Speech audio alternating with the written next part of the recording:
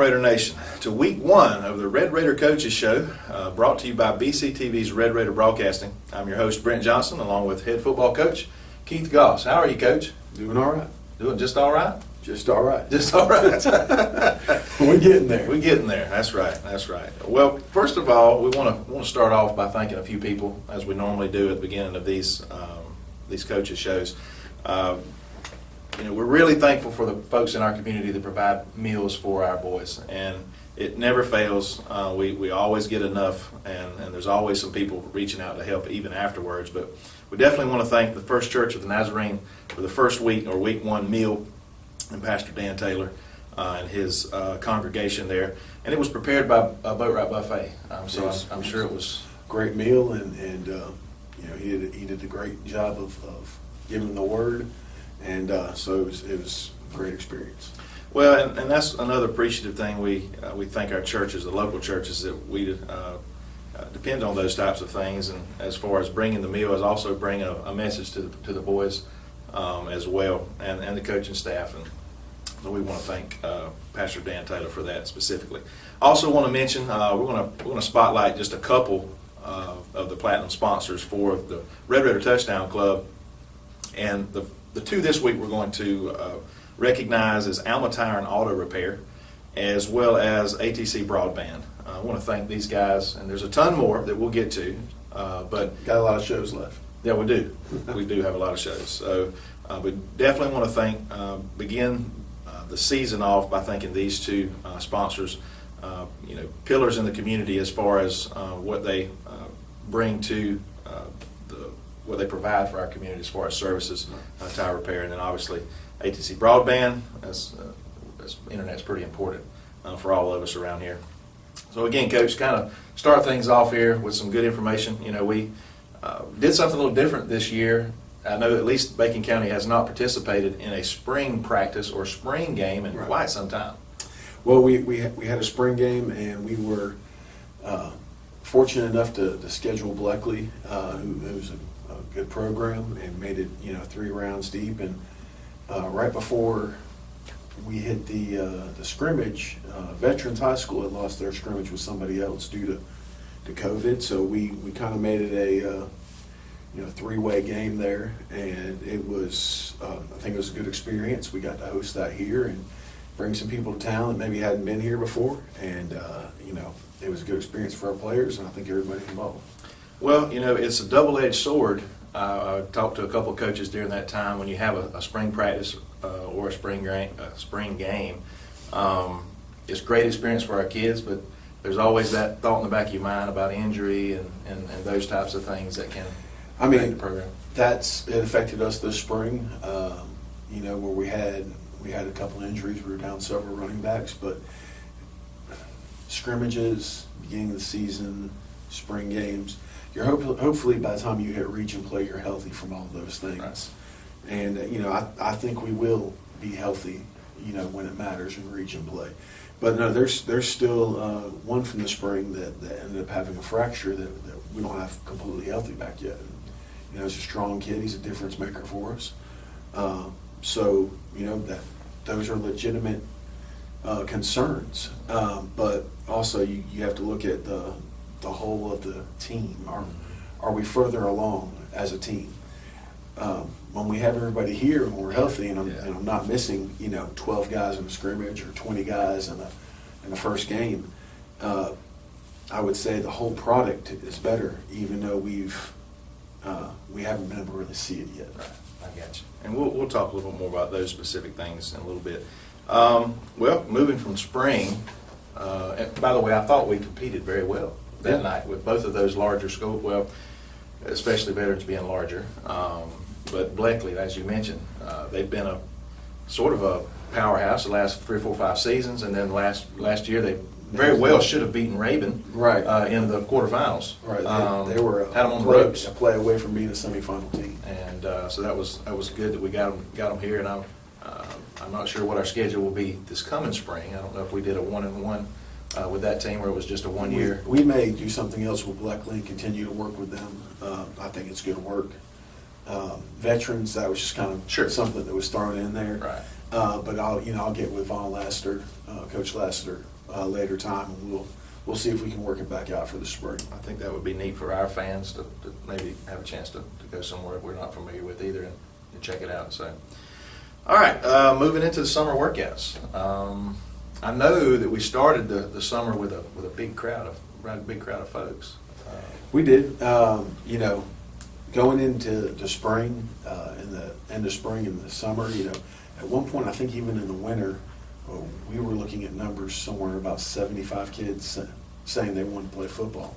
But you always know that's a little high, and it always will be that time of year because a lot of people like to talk about playing, and when it gets down to the actual action of playing, it's quite different and doing the work to have success and compete. So, I think right now our team, we're at 54, 52, somewhere in there, which, is a solid-sized team. That's got to be average, maybe slightly above average for a AA program. It is, considering, I I think numbers-wise, we're one of the 10 smallest in AA. That's right. Numbers-wise, I feel fine. I feel like we're in a good place.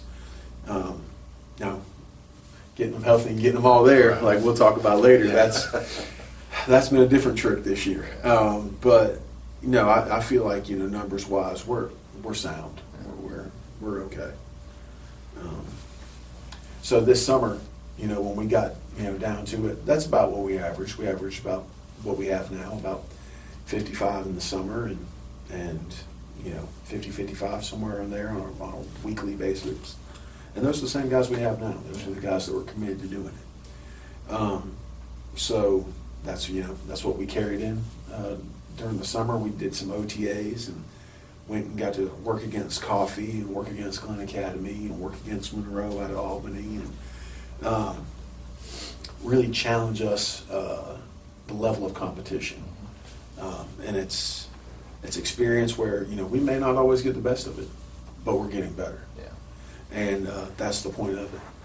I'm constantly going to do things to challenge our crowd and keep trying to raise us to that next level. Well, there's a fine line for a coach, I would have to think, between putting your kids in a position to learn and grow, but also not to lose much confidence either. Right. And that's the great thing about OTAs. They're not a real game situation. Yes, you're scripting, 10 or 15 plays, and nobody's keeping score. Everybody's working on technique. And I'm sure some people leave OTAs like, oh, we scored 7 touchdowns, but in the grand scheme of things, all the coaches that are there, we're trying to get a live look against somebody else because your kids get tired of going against each other after a while. They want to compete against somebody else. And so we got a chance to do two different OTAs this summer. We threw against a couple different schools, and that kind of led us into starting the school year. And our first scrimmage was against Appling County, and they're a quality squad. They lost, I think, in the 3rd round last year. They were returning a bunch of those guys, and they're a good football team. I would have loved to have my entire football team to work against them. But we were missing 12 that week, and we did everything we could to keep the scrimmage going. Unless somebody at the board level tells me I can't play, if I feel like we can play and I can put 11 competent bodies out there on each side, even if they might not get the best of it, we're going to try to play football. And so, no, we didn't get the best of it with the scrimmage with Appling. Appling's a pretty good football team. Oh, they're a real good football team. I'm not. Oh, I know you're not. You're not. I'm not taking it. I know you're not. I just want to throw that in there. No, I mean, they lost, I think, in the quarterfinals last year. And very easily they could have been in the semifinals. Right. In their game against Pierce, besides a fake punt, they had Pierce beat. So there's, they're a good program. And they got a new coaching staff, or at least the head coach. The head coach is new. I think he was the DC last year. But no, they do a good job. I'm not taking anything away from them. it'd be nice to have 12 more guys to play on though. And that's, We'll talk more about that in a minute. Yeah. We said that Yeah. third time. Well, you mentioned missing some players. I want to ask you this. Maybe we didn't talk about this before the show, but we lost some players that we knew we wasn't going to get back this season. A few key seniors, probably 75% of our offense last year. Mason Michael, and Terry Moore, who both have moved on to hopefully some bigger, better things. So, what's that been like?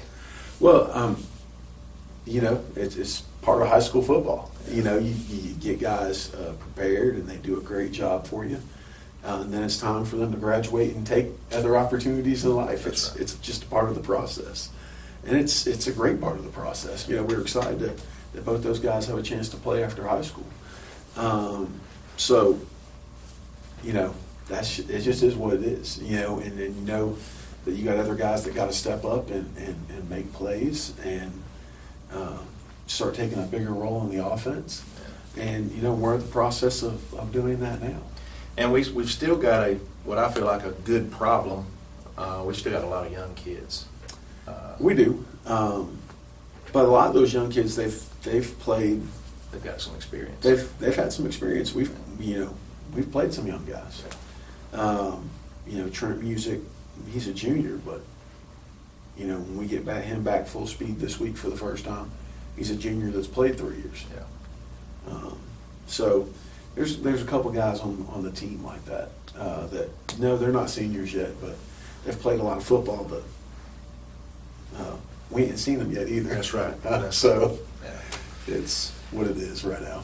We're going to take a quick break, catch our breath, and you'll see some of our other sponsors. But we'll be back in just a couple minutes on the Red Raider Coaches Show.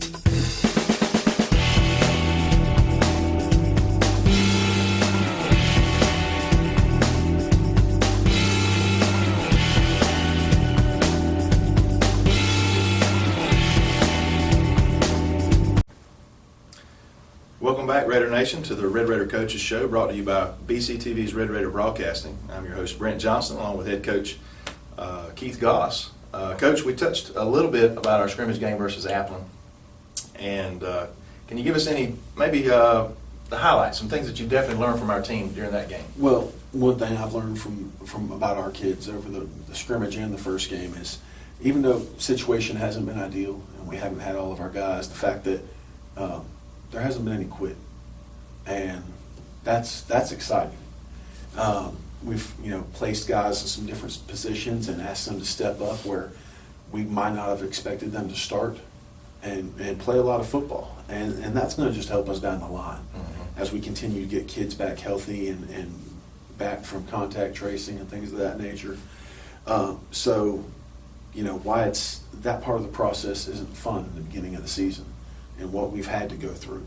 The benefits down the line, they should be great. Okay. Well, we've already discussed, we kept saying we're missing some kids. And that's sort of the elephant in the room with what's going on around us in our nation and around the world, and it's affecting our community and our school. Tell me about, we've recently changed to I wouldn't call it a hybrid schedule, but a slightly different schedule for the high school, where we are distance learning on Wednesday, in which specifically one of the protocols is to deep clean the school, and they have made it adamant that we are not to enter the building Right. all day that day. How's that affected your schedule, Coach? Well, that means we had to completely flip a lot of the things we did, or we do normally. And so we had to kind of research, what was the best way to go about it. And, when Chip Kelly was at Oregon, they did something called No Sweat Thursday, which was 2 days before the game, and then they kind of cranked it back up on Friday before they played on Saturday. With the thought in mind that why do you shut down your body the day before you expect it to perform at its highest level? And so I've never done this before, but I also have some coaches on the staff that were familiar with it.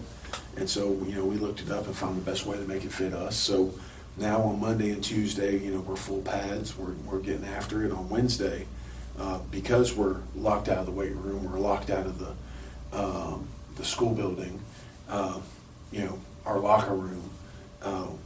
We're going to try this method for the next 3 weeks and see if we like it. If it's something we're successful with moving forward, it might be something we do.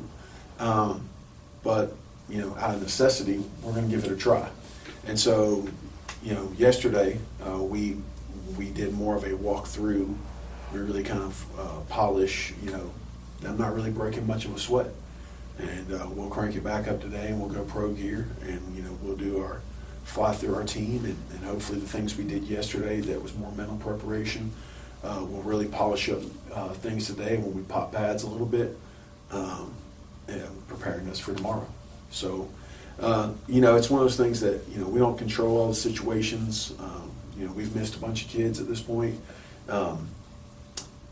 This is just something we're battling. It's the next thing we're battling, and so, you can sit there and feel bad about it, or you can find a way to make it work. Yeah. Well, let's slip to ATCO real quick. Appling, we're missing roughly 12 kids due to injury and some tracing. And last week versus ATCO, we traveled to Pearson, and the number that was confirmed to me was 23. That was the number that kept popping up. 23 kids we were missing. Yeah, and more specifically, about 6 on defense. 9. Okay, 9. I was 3 off. So there we go. We were missing. There was 9 guys new to starting on defense last week, and 3 or 4 on offense. Anytime you put that many guys out there that haven't played before, you're going to have some growing pains. I will say a lot of guys learned a lot about football last week and how to play in a Friday night situation. Like I said, that's going to help us down the line with depth. But it's not fun when you're going through it. Right. Probably some guys playing out of position, I would assume. There's a few playing out of position, and then a few, it was the next guy up. There's only so much shuffling you can get done before a youngster jump in there. And some of them did a great job. Some of the young guys we played, and we called, a few of their names a couple times over the PA system. So, no, there's still the positive things out of it. I mean, one, we're not going to, unless somebody tells me we can't play, or I don't feel like it's safe for our kids to play because of how many we're missing, we're going to go play football. And I think that mindset is lost in today's age. We're going to have a mentality of being tough. And no, it may not work out our way all the time, but I'm just not big on backing down. Well, and I know several other people have. I know several people aren't playing this week that were in the same situation we were last week. But ATCO. But that's not me. It's not. I understand their game has been canceled, postponed against Jeff Davis tomorrow night for that reason. And don't take anything away from ATCO. They played a good game the other night. They had physical running backs, a couple physical guys that could that kept their motor running, and you had to tackle, you had to wrap up. But yeah, I would have loved the opportunity to play them with a full roster. Certainly. And this week, we will be traveling to Long County, Ludowici. I've been there in several years. Nice facility. I don't know if have you played in that stadium before? I have. Okay. A few times. Yes, because you were. Never mind. When you was in the other region over there. Yeah. But nice facilities. So how are we numbers wise on the bus headed over? We're getting. We've gotten a few back. gotten a few back this week, and you know, it's good. We're getting them, you know, acclimated back to the heat and back to practicing. So, you know, we still might have a few stragglers that aren't going to be with us. We've had a few more contact traced this week, and so we'll get some back. We'll lose some, but the numbers overall should be better. Well, you got to depend on these guys that, again, they can't be on campus. You know, they can't be anywhere. Yeah, and so they're going to be required to maybe do a little, depending on what they're going through at home, to maybe try to do some things to help them stay in shape. Right, and that's a challenge, especially if the kid doesn't feel well. Obviously, Sure. we want him to get better first. Certainly. But the kids, they're just contact traced. You know, they message me and they're, Coach, I'm out there running. Coach, I'm running. Yeah. You know, Coach, I'm running. And that's been our expectation Yeah. for them too. So we told them that if there's, you know, if you've just been contact traced, you know, get out your yard and run around. Yeah. Just because you don't do anything for 2 weeks. Yep. You can stove up. Yeah, it's not. It ain't quite the same when you come back. That's right. That's So- right. All right, well, let's talk a little X's and O's as we finish things up with Long County. They have a new head football coach. Is that correct? They do. Where'd he come from? Do you know? I forgot where he came from. I've talked to him a couple times this week on the phone because I know they've struggled with, you know, closing down their school, but they've kept their athletics open. Okay. So what can we expect when we go to Long County tomorrow night? You can expect too tight power T football. Wing T. No, it's not even wing T. It's 3 across the back. Power T, like old T formation. Well, I need to bring one up. You got a wishbone, right? Is that what you're saying? Well, no, the wishbone is broken. Right, that's right. All They're just straight they're across. Straight across. And one of those guys are going to get it. One of the 3 going to get it. Every time. That's right. So we're going to have to man up and fill a gap, right? That's right. Yeah. They're gonna. It's gonna be smash mouth football, and that's what they're hanging their hat on. That's what they're planning to do, and Well- that's all I've seen on film. Unless they decide to get out of it this Do week. something different, and Right. they probably won't, you know, and that's just 3 yards in a pile of dust sometimes. Well, what's those backs look like? Are they? There's one in particular that is pretty salty. He is number 8. They love handing the quick trap to him. Mm-hmm. I think when he's in the game, they've handed him the quick trap over 50% of the time. So that is a tendency of theirs. They know it's a tendency of theirs. We know it's a tendency of theirs, and they're going to run it. I got you. Well, defensively, what can we expect from them? You know, they got some guys that run to the ball. Maybe not the biggest people we faced thus far, but they put some guys up front that can run. They have good team speed, Yeah. and so it's going to be they're going to fly the ball, and you know, we may have an opportunity to go straight at them a little more defensively. So if we feel like we can take advantage of that, we will. Up front, I know, heard a lot of talking and through the summer and even the last couple of games. Coach, we got a little bit of size. And we size-wise, we're definitely. I think we're going to match up with a lot more teams this year. We will. We got a couple more bodies that they're we're going to fill out our pads a little more. Yeah. So that's a good thing. That's a part of the process. Last week I think we were playing without 2 of them on offense and 2 of them on defense, which will even look bigger and show better than we have Friday night and even the scrimmage before. Okay. Well, what can we expect out of our offense and defense tomorrow night? Defensively, we'll get a few guys back, so we should have a little better rotation of who we're putting in there to play. We're going to give them a couple different looks up front, and play with their blocking schemes. And so defensively, we'll be multiple. We're not going to just sit in one defense and let them try to figure it out and then run that one best play to that one look. We're going to play some games back and forth with them and try to make them think.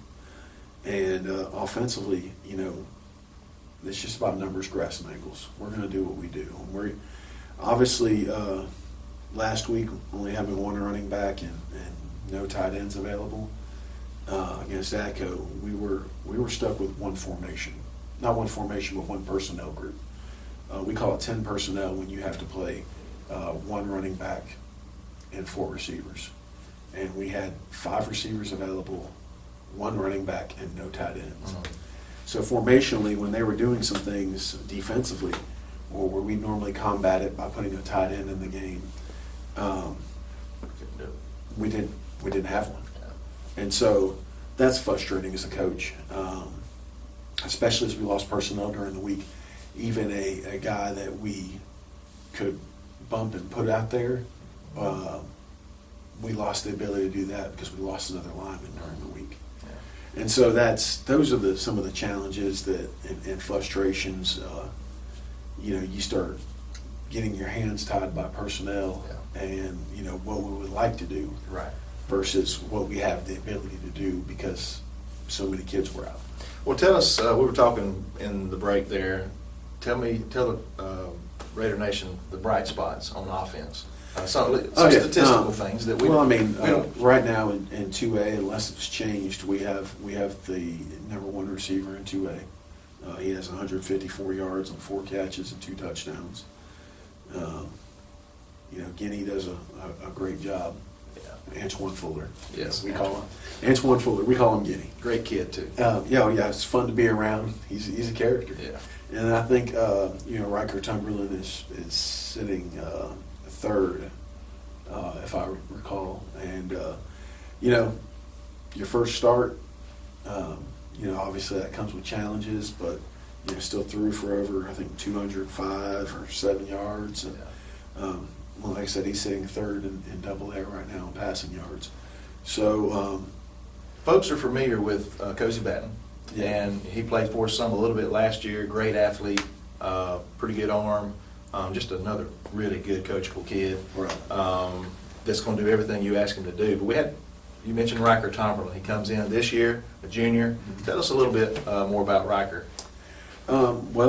He's more of a traditional drop back quarterback. Now, we'll still use Cozy in some wildcat stuff. But he starts for us at corner, and because some people being out, he had to play some free safety last week in between free safety and corner. So we, had the ability to use Riker and not really diminish ourselves on defense with having 10 people out.